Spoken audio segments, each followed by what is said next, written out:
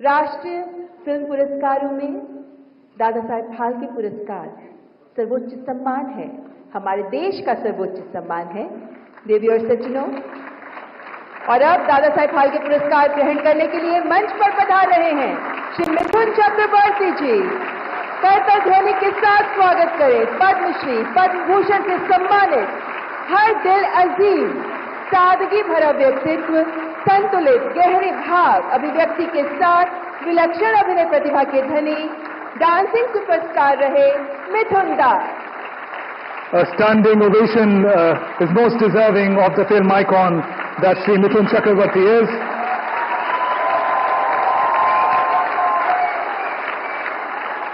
Being awarded for his never-say-die spirit, his superlative acting prowess, 5 decades of excellence in variety of genres and languages, realizing most importantly the dream of the common man rising above ordinary to reach unfathomable heights of stardom. Mithun Chakravarti, ladies and gentlemen. आम आदमी के सामान्य से ऊपर उठकर stardom की ऊंचाइयों को छूने के सपने को साकार करने के लिए लाखों लोगों के चेहरे पर मुस्कान, दिल में खुशियां भरने के लिए आदरणीय मिथुन दा को Dada Saheb Phalke life time achievement पुरस्कार का सम्मान। आपको ढेरों शुभकामनाएं मिथुन दा। Thank you very much. Thank you, Honorable President. I now request. ताली मारेंगे, आप बोलेंगे स्पीच भी दो। माय गॉड, डायलॉग भी दे तो कितने आसानी से पढ़ लेता हूँ, भूल देता हूँ। आप क्या, कोई कागज नहीं, कुछ नहीं, क्या बोलूँगा कुछ समझ में नहीं आ रहा है। My respected president, my respected minister and all the best people, respected people on dais, respected people in the audience and my colleagues, बस इतना ही कहूँगा कि इस मंच पर मैं पहले 3 बार आ चुका हूँ आप लोगों की दुआ से।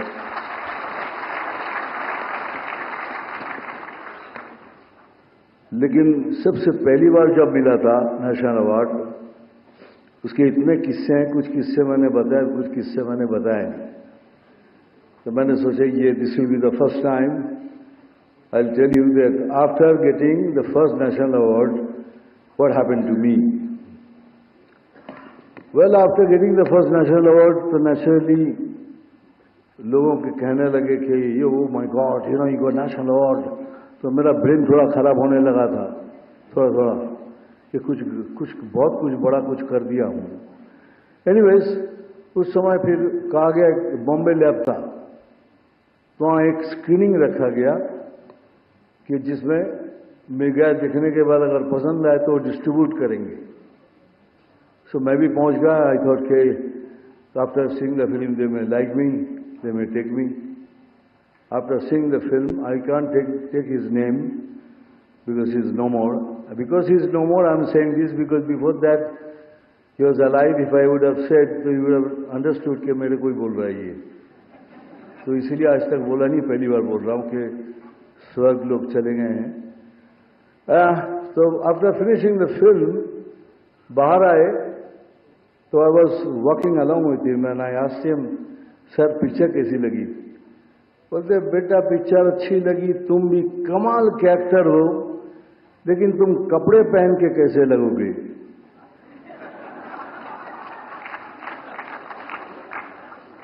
मैं 1 मिनट के लिए चौंक गया कि मैं उनके सामने बगैर कपड़े के खड़ा हूं। क्यों सवाल किया? बाद में याद आया, ओ मैंने जो रोल किया था वो एक आदिवासी का था जिसमें ऊपर मेरे कपड़े ही नहीं थे, तो इसीलिए सोच रहे थे कपड़े पहनने के बाद ये कैसा लगेगा, तो इसको फिल्म में लूंगा। सेकेंड इंसिडेंट हुआ, ये नेशनल अवार्ड मिलने के बाद दिमाग तो खराब हो ही गया था। मैं अपने आप को एल पचिनो सोचने लगा। रियली मैं सोचा था मैं कुछ कमाल कर दिया, तो मेरे सारे एटीट्यूड चेंज हो गए। नो, मैं प्रोड्यूसर के ऑफिस में जाके आगे ऐसे बैठता था, कभी कभी यूं करता था कि प्रोड्यूसर मुझे दिखता था क्यों कर रहा है ये सब, और उसको नहीं मालूम था कि मैं अल पचिनो की तरह एक्टिंग कर रहा हूं।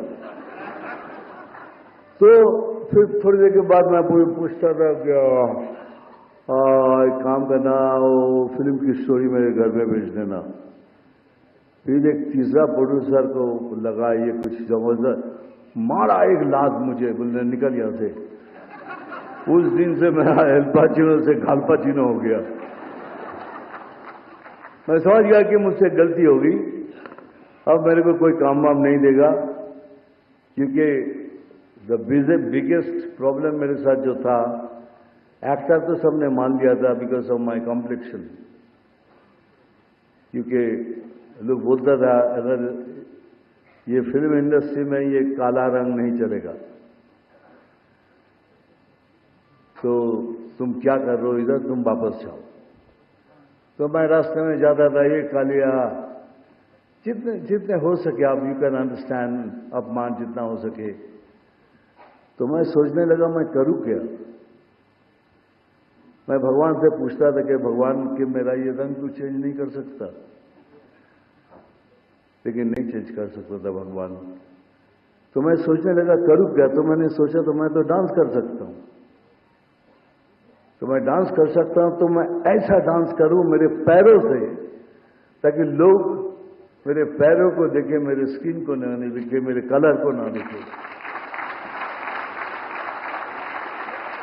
और मानिए मैंने एग्जैक्टली वही किया। आप मेरी फिल्म देखिए, सब फिल्मों में पैरों से डांस किया, पैर को थिरकने नहीं दिया, रुकने नहीं दिया कहीं भी। और लोग मेरे रंग को भूल गए और मैं बन गया सेक्सी डस्की बंगाली बाबू।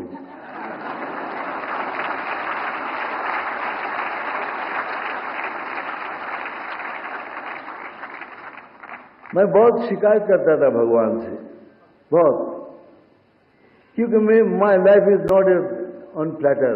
जो कुछ भी मुझे मिला है स्ट्रगल करके मिला है। I didn't get it just like that. तो मैं भगवान से कहता था तूने नाम दिया, शोहरत दी, फिर इतनी तकलीफ क्यों दे रहा है, हर चीज में क्यों तकलीफ। बहुत शिकायत करता था। तो एक दिन मैं ऐसे ही सोच रहा था कि शायद यही तरीका होगा, लेकिन नहीं, ऐसा तरीका नहीं था। आज ये अवार्ड मिलने के बाद मैं शिकायत करना छोड़ दिया।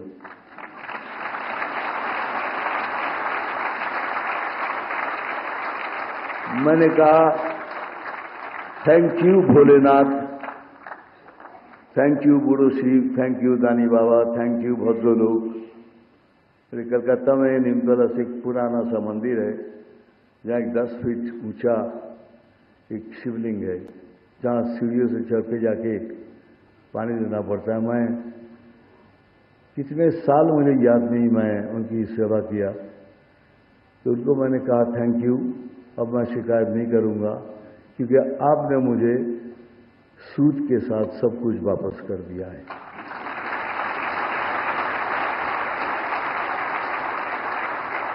मुझे मालूम है अगर ये मैं नहीं कहूंगा तो यहाँ जितने हैं, यहाँ जो सारे हैं ना बैठे हुए इधर, इन लोगों ने कहा कि दादा आपको जो कुछ भी कहे, लेकिन आपको ये कहना जरूरी है कि जो यंग लड़के लोग आ रहे हैं फिल्म लाइन में, उनको आप क्या कहना चाहिए।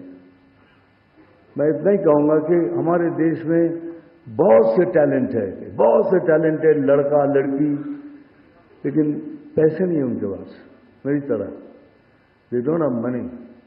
लेकिन मैं उनको कहूंगा हिम्मत नहीं हारना, पैसा नहीं भी हो हिम्मत नहीं हारना, और सपना जरूर देखना, सपना जरूर देखना, लेकिन इतना याद रखना खुद सो जाना, लेकिन सपनों को कभी सोने नहीं देना।